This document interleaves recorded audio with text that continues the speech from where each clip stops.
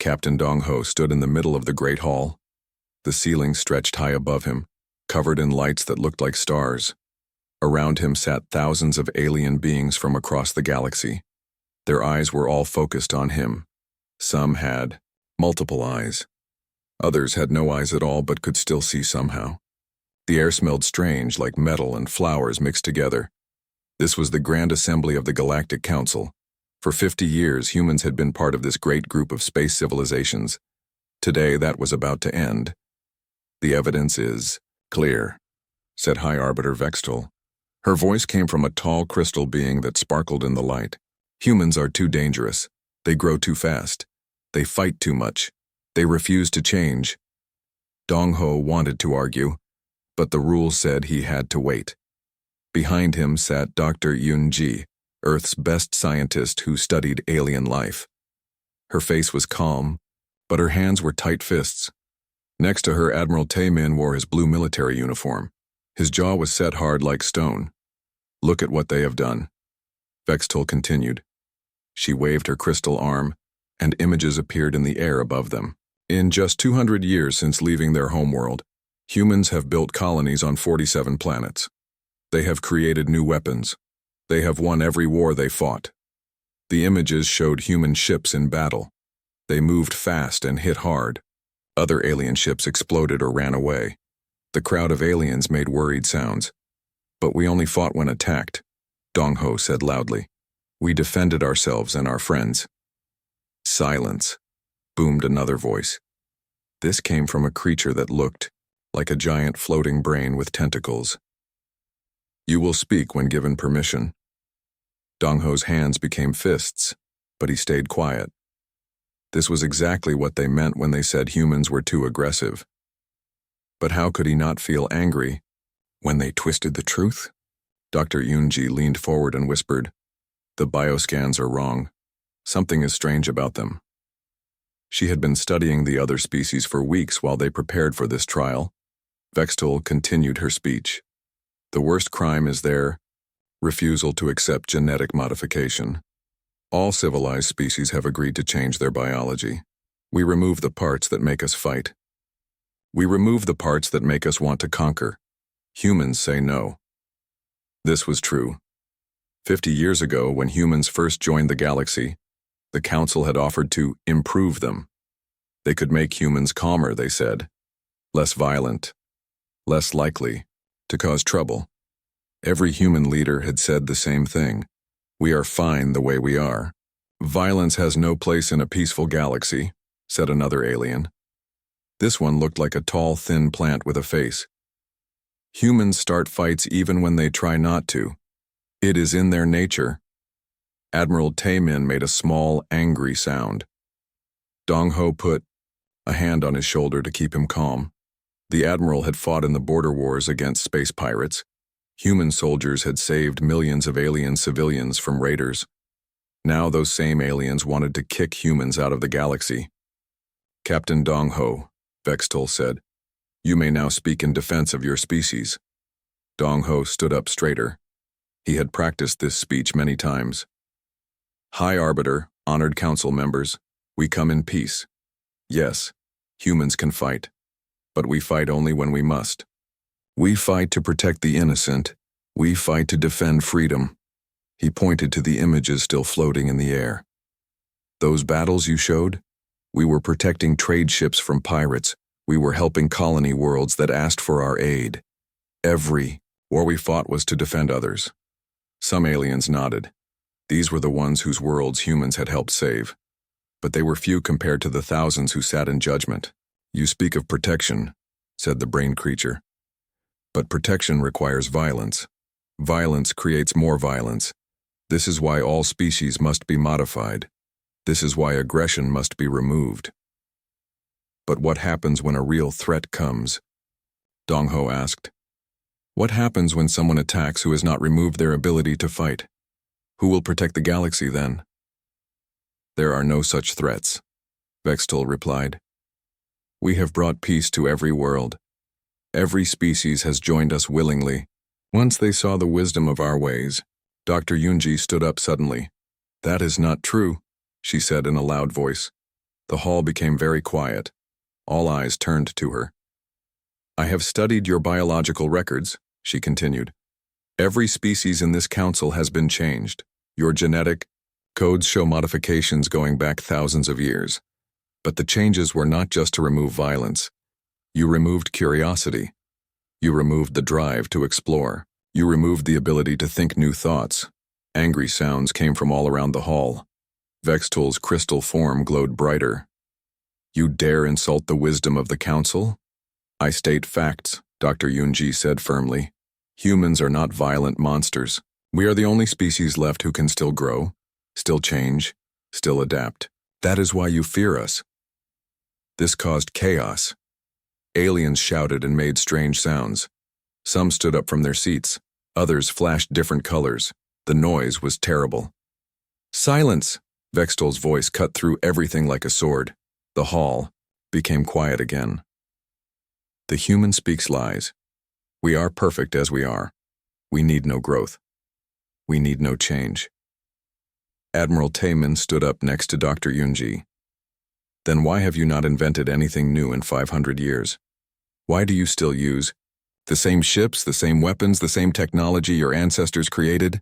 More angry sounds filled the hall, but Dongho noticed something else. Some of the aliens looked confused.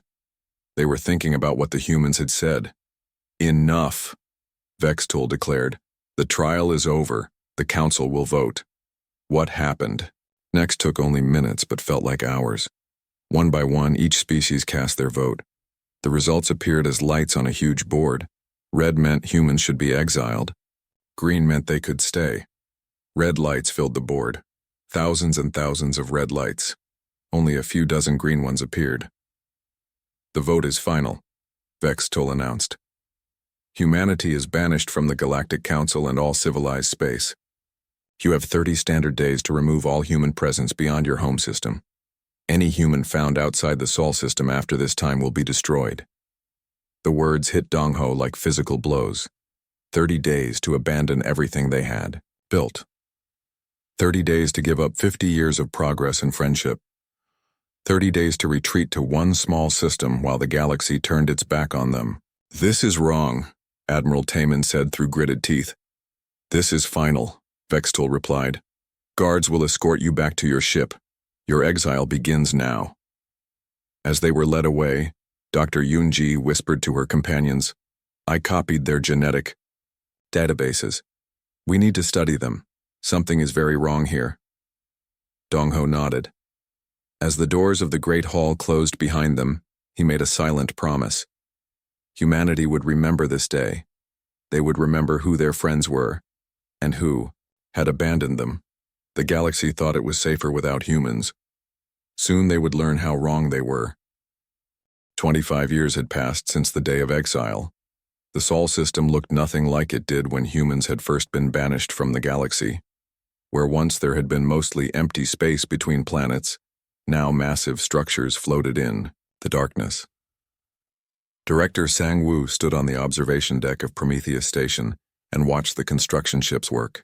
They moved like metal dancers, putting together the pieces of humanity's largest battleship yet. The ship was so big it could carry an entire city inside it. "The last components will be ready tomorrow," said Engineer Hae-won as she joined him at the window. Her hair had gray streaks now, but her eyes still burned with the same fire that had driven her to revolutionize shipbuilding. "We can have a full fleet ready in 3 weeks." Sang-woo nodded. It had taken years to develop their new manufacturing systems. Now they could build ships faster than any civilization in the galaxy ever had. The secret was quantum construction, a technology that had seemed impossible when the humans first started working on it. "Any word from the deep space sensors?" Sang-woo asked. "General Mi-young wants to speak with you about that," Hae-won replied. "The news is not good." They walked through the station's corridors. The walls were covered with screens showing work happening all over the Sol system. On Mars, massive factories produced new types of weapons. Around Jupiter, mining ships collected materials from the planet's moons. Near Saturn, research stations worked on technologies that would have seemed like magic to their ancestors. The exile had forced humans to become something new. Cut off from galactic trade and knowledge, they had to invent everything themselves. But instead of making them weaker, this had made them stronger. General Mi Young was waiting in the command center. She was younger than Sang-woo, but the years of preparing for humanity's return had aged her face. Charts and images covered the walls around her. They showed star maps and alien ship movements.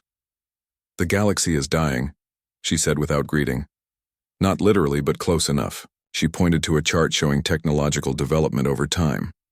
For most species, the line was flat. They had created the same things, used the same methods for hundreds of years. Without humans pushing them to improve, they have stopped growing, Mi-young continued. Their ships are the same as they were 50 years ago. Their weapons are the same. Their ideas are the same. Scientist Wu Jin looked up from his computer terminal. His work on consciousness transfer had made him one of the most important people in the Sol system. "It is worse than that. I have been studying the genetic data Dr. Yunji collected before the exile. The modifications they made to their species did not just remove aggression, they removed the ability to think in new ways." "Explain," Sang-woo said. "Imagine a person who can never feel hungry," Wu Jin replied. "They would never feel the need to find new food or create new recipes. The alien species cannot feel the hunger for knowledge or improvement. They are satisfied with what they have, even if it is not enough." This was troubling news, but not surprising. Humans had suspected something like this for years. The question was what to do about it. "There is more," Mi-young said. She changed the image on the main screen. It showed the outer edge of the galaxy, where unknown space began. "Our long-range sensors have detected movement. Something is coming from beyond the galaxy, something big." The image showed dark shapes moving between the stars. They were still far away, but they were getting closer. "The Devourers," whispered Haewon. She had heard rumors of this threat from intercepted alien communications. "The Galactic Defense Forces do not know about them yet," Mi-young said. "Or if they do, they are not taking action. Our spy network suggests the Council still thinks the greatest threat to peace is human return." Sang-woo studied the images. The dark shapes looked like ships, but they were enormous. Each one was bigger than a space station. If they were hostile, the galaxy was in serious trouble. "What do our simulations show?" he asked.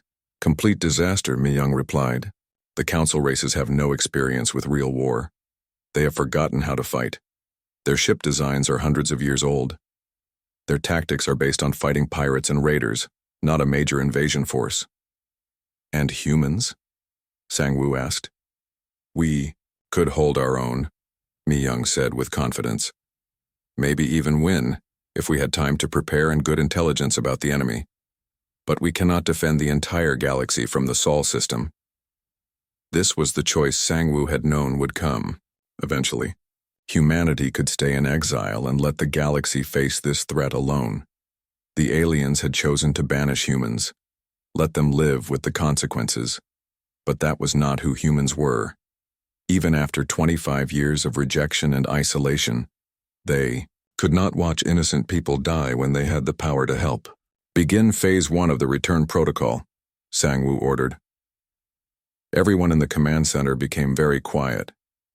They had planned for this moment for years, but it was still shocking to hear the words spoken aloud. "Sir," Haewon said carefully, "the Council will consider any human ship outside the Sol system to be an act of war. They will attack us." "Then we make sure they do not see us coming," Sang-woo replied. "Mi-young, how many stealth ships do we have ready?" 57 of the new Shadow class, the general replied. "They are invisible to any sensors the galaxy currently uses." "Good. Begin reconnaissance missions to all former human colonies." "Want to know what is happening out there? I want to know how bad the Council's defenses really are, and I want to know everything we can learn about these Devourers." "What about the exile laws?" Wu Jin asked. "Technically, we would be breaking them." Sang-woo turned to face everyone in the room. "The Galactic Council exiled us because they said we were too dangerous. They were right. We are dangerous to anyone who threatens innocent life. If that makes us criminals in their eyes, so be it." Over the next few weeks, human scout ships slipped out of the Sol system like ghosts. They used new stealth technology that bent light around them, making them invisible to normal sensors. Their crews were volunteers, knowing they might not return, if they were discovered. The reports they sent back painted a grim picture. The galaxy's outer colonies were struggling. Trade had slowed down without human involvement. Several species that had depended on human innovation for their technology were falling behind in development. Worse, some colonies had been abandoned entirely. The Council had pulled back its forces to protect the core worlds, leaving the frontier regions defenseless. It was exactly what pirates and raiders would want to see. They are making the same mistake they always make, Mi-Young observed as she reviewed the intelligence reports. They think safety comes from avoiding risk. But real safety comes from being strong enough to handle whatever comes. The most disturbing news came from Captain Yuna, commanding the scout ship Silent Thunder. She had reached Kepler 442, a system that had once been a thriving human agricultural colony.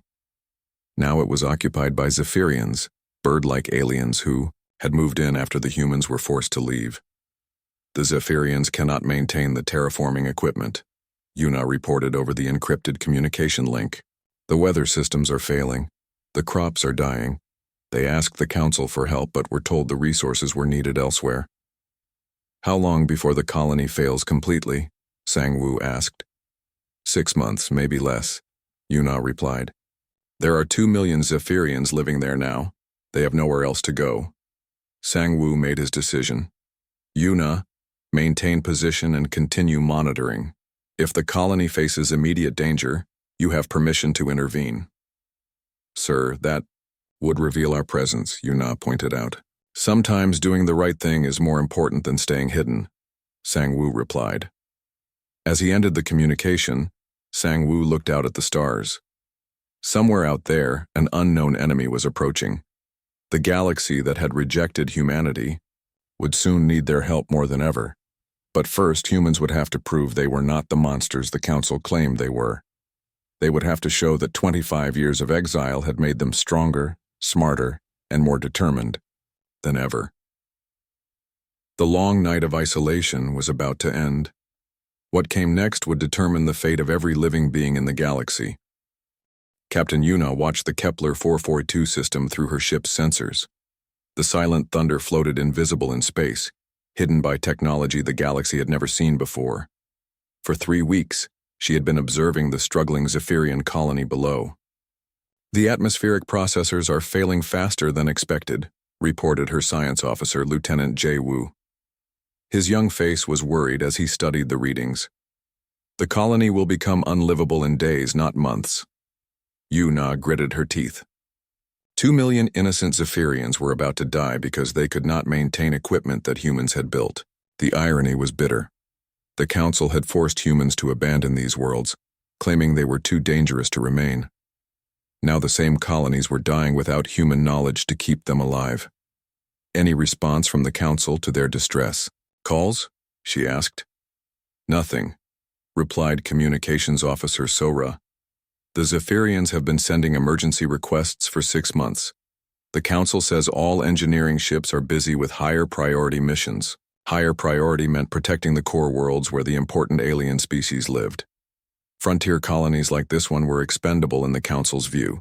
The Zephyrians had been allowed to settle here only because someone had to use the infrastructure humans left behind. Captain, called out sensor specialist Minho from his station.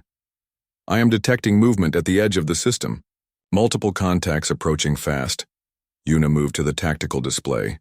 Dark shapes were entering the system, moving with purpose toward the inhabited planet. They were unlike any ships in the Galactic database.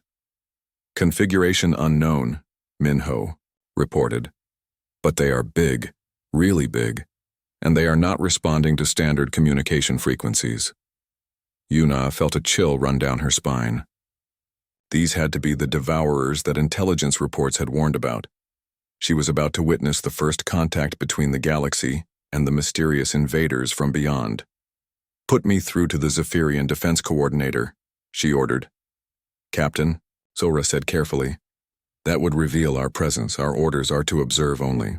Our orders also say to intervene if the colony faces immediate danger, Yuna replied. I think this qualifies. The communication link crackled to life.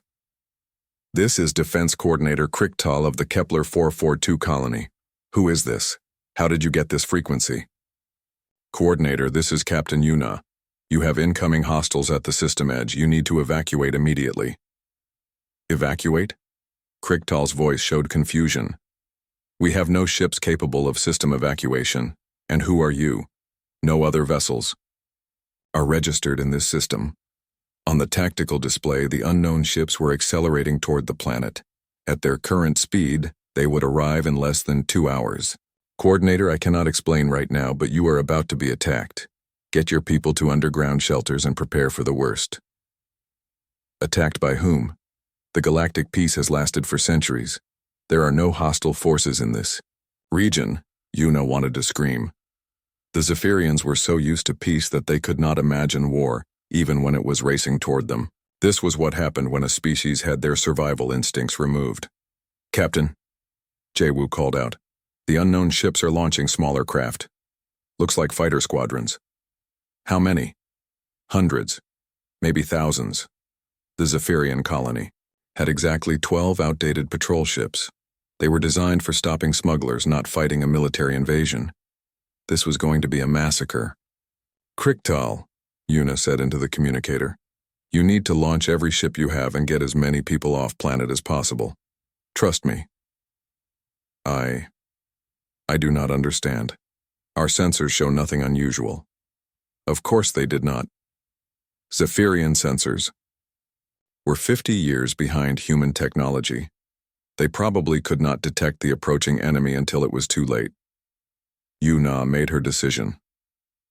So Ra, send a priority message to command.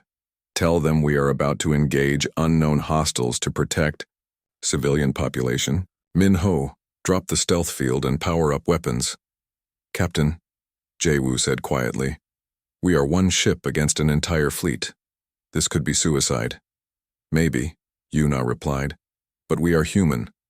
We do not abandon innocents to die. The silent thunder shimmered into visibility as its stealth field deactivated. On the Zephyrian communication channel, she could hear Krichtal making confused sounds. Impossible, the defense coordinator said. Humans are forbidden in this system. You cannot be here. Well, we are here, Yuna said simply. And right now, we are your only hope of survival. The enemy ships were close enough now for detailed scans. They were organic-looking, like they had been grown rather than built. Dark metal surfaces were covered with strange patterns that seemed to move and shift.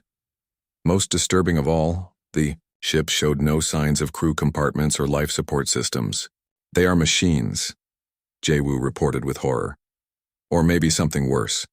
I am reading massive energy signatures, but no biological life. The first Devourer fighters reached the planet's atmosphere. They immediately began attacking anything that moved. Cities burned under energy weapons. The few Zephyrian patrol ships that rose to meet them were destroyed in seconds. Tactical. Target the lead enemy ship, Yuna ordered. Full power to weapons. The Silent Thunder's quantum torpedo struck the Devourer's ship center mass. The explosion lit up space like a small sun. When the light faded, the enemy ship was gone, completely vaporized. For a moment, everything stopped. The other Devourer ships seemed confused by the sudden destruction of their companion. Then they all turned toward the human vessel. Well, we have their attention now, Sora observed. Good, Yuna replied. Minho, evasive maneuvers. Jae-woo, continuous fire on any target that gets close. What followed was the most intense battle any of them had ever experienced. The Devourer ships were fast and deadly, but they fought with predictable patterns. The human ship danced between their attacks using superior speed and maneuverability to avoid destruction. Human weapons proved devastatingly effective against the alien ships. Each torpedo strike destroyed or crippled an enemy vessel. The quantum energy beams could cut through their armor like it was paper. How are we doing this? Jae-woo asked during a brief lull in the fighting. These ships are huge, and we are just one vessel. 25 years of preparation, Yuna answered. While the galaxy stagnated, we kept improving. The battle continued for 2 hours. By the end, dozens of Devourer ships floated dead in space. The remaining attackers retreated to the system edge, apparently deciding the cost was too high. Damage report, Yuna called out. Minor hull damage, weapons at 90% capacity, Minho reported. We can keep fighting if they come back. What? About the colony? Significant damage to the cities, but most of the population survived, Jae-woo said. The Zephyrians are requesting permission to speak with you. Yuna authorized the communication. Krichtal's voice came through, now filled with awe instead of confusion. Captain Yuna, I do not know how to thank you. You saved our entire world. But I must ask, how is this possible? Humans were exiled decades ago. The galaxy is changing, Coordinator, Yuna replied. Threats are coming that the Council cannot handle alone. We came back because innocent lives matter more than politics. The Council will be furious when they learn of this, Krichtal pointed out. Let them be furious, Yuna said. We did what was right. Over the following days, word of the battle spread through galactic communication networks. The news caused chaos on many worlds. Humans had returned, and they had defeated an enemy that the regular galactic forces could not have stopped. Some species demanded immediate military action against the human invaders. Others quietly began sending messages asking for protection. The unified response that had exiled humanity 25 years earlier was cracking apart. On Nexus Prime, High Arbiter Vextal faced the worst crisis of her long life. Half the Council wanted war with humanity. The other half wanted to negotiate. Meanwhile, reports of more Devourer attacks were coming in from across the Outer Rim. Perhaps, suggested one council member, we should consider that the humans might be useful allies. Never, Vextal declared. They are still the same violent species we banished. This incident proves they cannot be trusted to follow galactic law. But privately, the High Arbiter wondered if they had made a terrible mistake. The humans had not conquered the Kepler 442 system or demanded tribute. They had saved lives and disappeared back into space. That was not the behavior of the monsters she had imagined them to be. Captain Yuna received new orders from command as the Silent Thunder prepared to leave the system. More human ships were being deployed to protect other colonies. The return had begun whether the Council approved or not. As her ship entered stealth mode and vanished from sensors, Yuna looked back at the planet they had saved.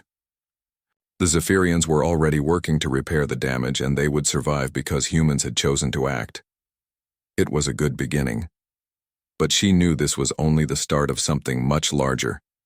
The galaxy was about to learn what humans had become during their long exile. Fleet Admiral Kyung-soo stood on the bridge of the massive battleship Defiance and watched the galaxy burn. The main display showed tactical information from hundreds of star systems. Red markers indicated Devourer attacks. Orange markers showed systems under siege. Yellow markers were evacuation zones where civilian populations fled from the advancing enemy.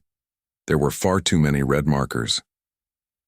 Admiral, we have another priority distress call from the Altara system, reported Communications Officer Hyobin. Her face was pale from exhaustion. The communications center had been handling emergency calls for weeks without rest. How many ships do they have for defense?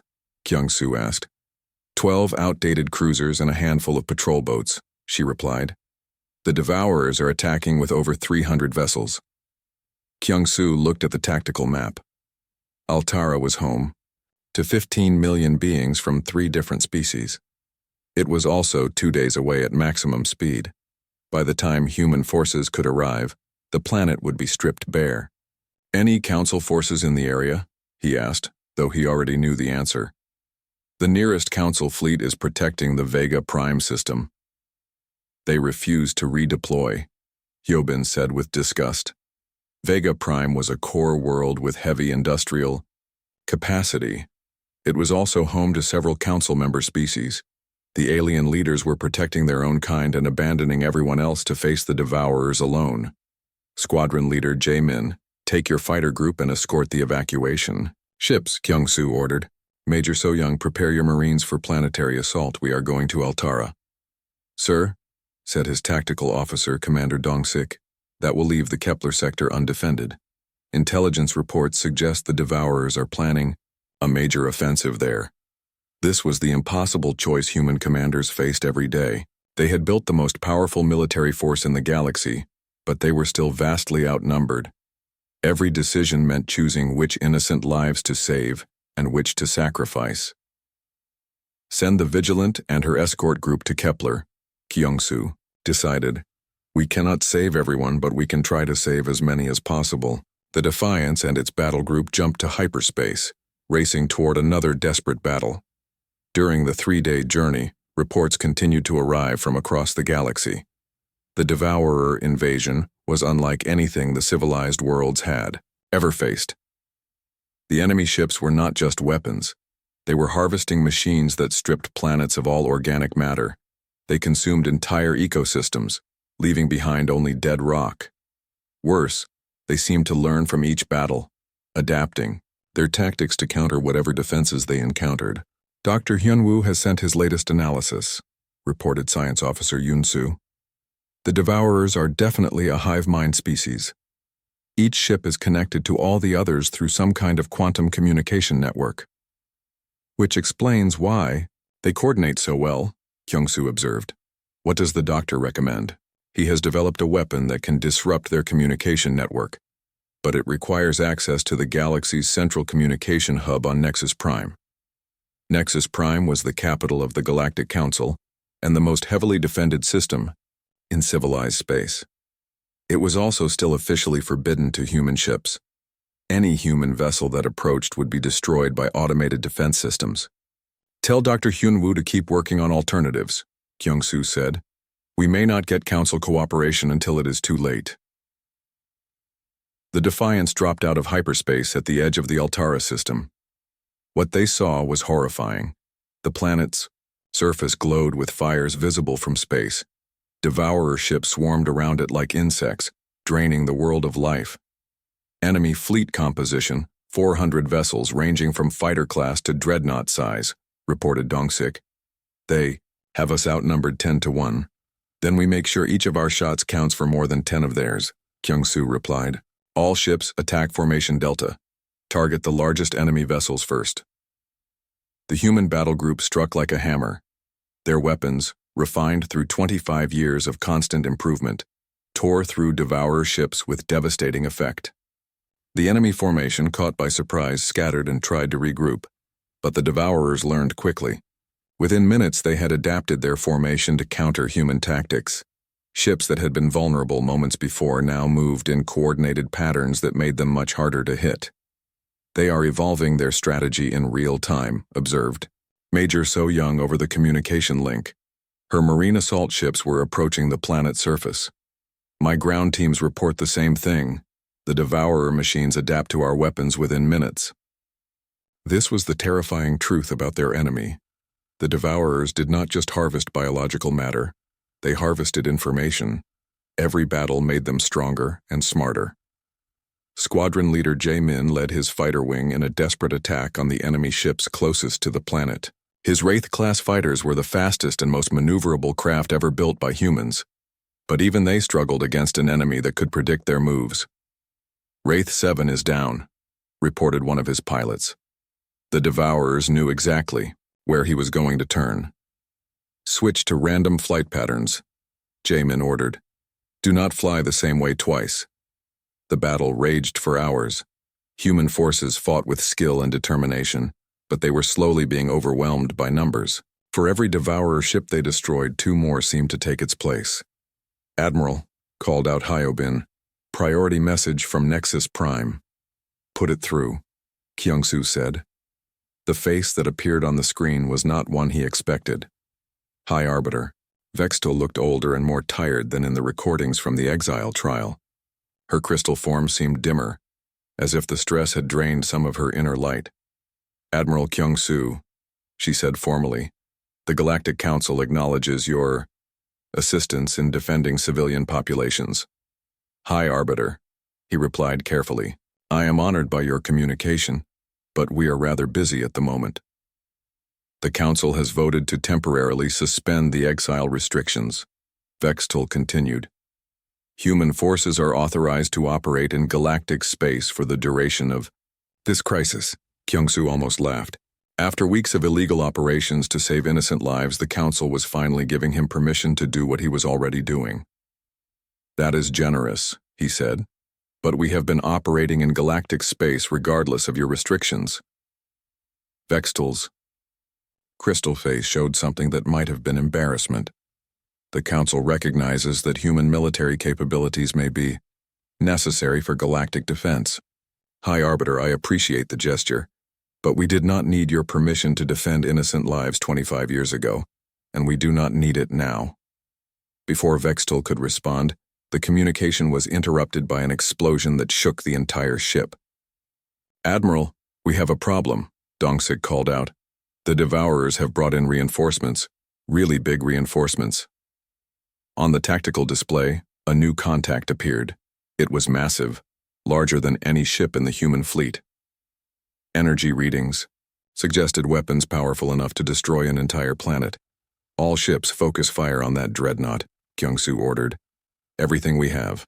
The combined firepower of the human battle group struck the Devourer supership. The explosions lit up space like a small star. But when the light faded, the enemy vessel was still there, barely damaged. Our weapons are not strong enough, Yoon-soo reported with horror. That thing is shielded beyond anything we have ever encountered. The Devourer dreadnought began charging its main weapon. Energy readings spiked to incredible levels. Whatever it was preparing to fire would destroy everything. In the system, all ships emergency retreat, Kyung-soo ordered. We cannot help anyone if we are dead. As the human fleet prepared to jump to hyperspace, the Admiral made a decision that would change the course of the war.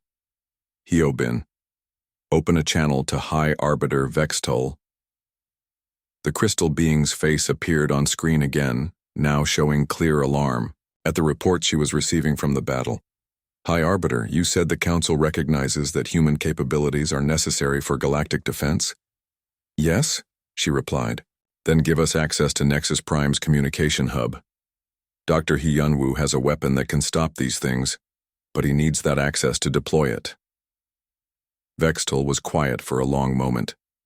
Allowing humans access to Nexus Prime meant trusting them in the most heavily defended system in the galaxy. It meant admitting that the Council needed human help to survive. Admiral, she said finally, if I grant this access, will your forces coordinate with Council defense fleets? We will coordinate with anyone willing to fight to protect innocent lives, Kyung-soo replied. Then you have my authorization. I will transmit the access codes immediately. As the human fleet jumped away from the doomed Altara system, Kyung-soo looked at the tactical display one last time. The Devourer dreadnought fired its weapon, and the planet below began to crack apart. Millions of innocent beings died because the galaxy had waited too long to act. But their sacrifice would not be in vain. Humanity finally had what it needed to strike back at the heart of the Devourer network. The real war was about to begin. Chancellor Seo-jun walked through the gardens of New Geneva Station, watching children from dozens of different species play together under artificial sunlight. Human children laughed alongside young Zephyrians, their feathers bright with joy. Crystalline offspring of former council members sparkled as they chased floating light toys. Even young Alterans, survivors of their world's destruction, seemed to be healing from their trauma. 6 months had passed since the final battle against the Devourers. The war had ended not with massive fleets and planet-killing weapons, but with Dr. Hyunwoo's quantum disruption pulse transmitted through the galaxy's communication network. In one moment, every Devourer ship had lost its connection to the hive mind and simply stopped functioning. The galaxy had been saved, but it was a very different place now. The Academy graduation ceremony is ready to begin, said Ambassador Min Seo, as she approached. Dong-ho's daughter had inherited her father's diplomatic skills, but she had also learned from humanity's long exile. She trusted carefully and verified everything. How many species are represented in this graduating class? Seo-jun asked. 17, Min Seo replied with pride, including 3 former council member species. They are all eager to begin unlearning their genetic modifications. The Academy of Unbound Thought had been Seo-jun's idea, After the war, many alien species had approached humanity asking for help. They had seen what genetic pacification had cost them, and they wanted to reclaim their natural abilities to grow, adapt, and innovate. The process was not easy. Centuries of genetic modification could not be reversed overnight. But Dr. Hyunwoo's consciousness transfer technology, combined with advanced genetic therapy, was making remarkable progress. Any word from the former High Arbiter? Seo-jun asked. Vextal arrived this morning, Min-seo said. She is waiting in your office. I must warn you, she looks very different from the recordings. Seo-jun nodded. He had been expecting this visit for weeks. The former leader of the Galactic Council had requested an audience, not as a representative of her people, but as a private individual seeking understanding. The walk to his office took them past the construction yards where Admiral Hyojin was, overseeing the building of the new Guardian fleet. Ships designed by human engineers but built with materials and labor from across the galaxy. The crews would be mixed species trained in human tactical doctrines but encouraged to contribute their own unique perspectives. How is recruitment going? Seo-jun asked as they passed the Admiral. Better than expected, Hyojin replied. We have volunteers from over 30 species. Most of them are young beings who grew up hearing stories about the war. They want to make sure nothing like the Devourers ever threatens the galaxy again. This was the future Seo-jun had envisioned. Not human domination of the galaxy, but human leadership in creating a stronger, more adaptive civilization. The Protectorate offered protection and advancement to any species willing to embrace change. Those who preferred the old ways of stagnant peace were left alone, but they received no guarantees of safety. In his office, Vextul was waiting by the window that looked out into space. The crystal being was smaller than he remembered from the recordings, and her inner light was much dimmer. The years since the exile trial had not been kind to her. High Arbiter, Seo-jun said respectfully as he entered. Former High Arbiter, she corrected. The council dissolved itself 3 months ago. Without the unifying threat of human aggression, the member species could not agree on anything else. She turned from the window to face him. Her crystalline features showed expressions he had never seen from her species before.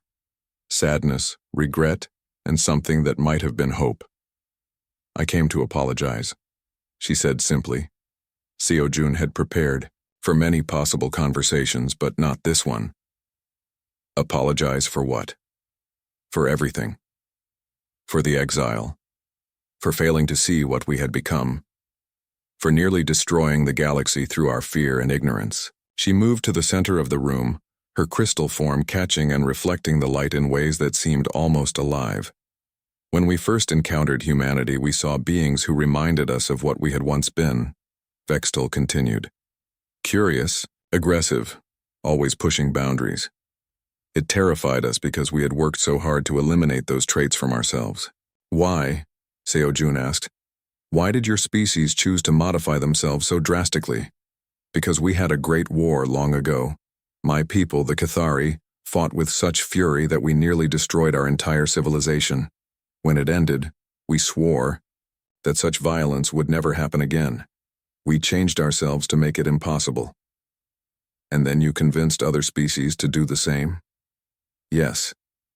We spread across the galaxy, offering peace and prosperity to anyone willing to give up their capacity for violence. Most species accepted gladly. War is painful. Aggression causes suffering. Why not simply remove the source of the problem? Seo-jun sat down across from her. This was the conversation he had wanted to have for 25 years. Because aggression is not just about violence, he said. It is about pushing forward when others say stop. It is about trying new things when the old ways are not working. It is about protecting the things you love, even when it costs you. I understand that now, Vextul replied.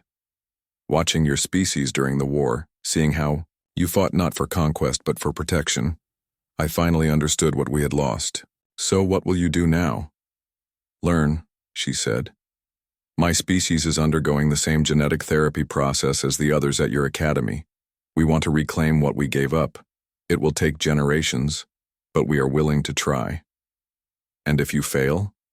If you cannot adapt to having those instincts again, Vextel's crystal form brightened slightly. Then at least we will fail while trying to become something better, instead of succeeding at staying the same forever.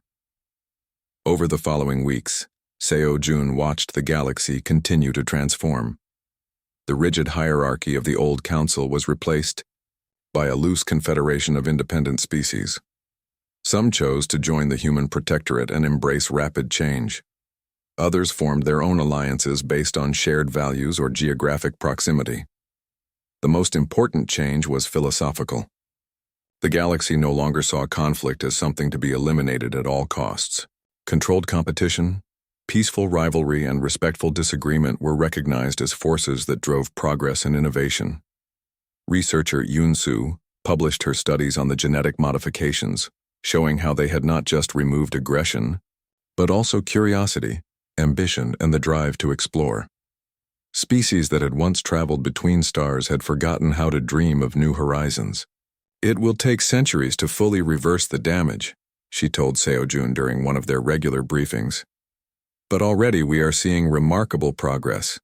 Species that had not invented anything new for millennia are creating technologies we never imagined.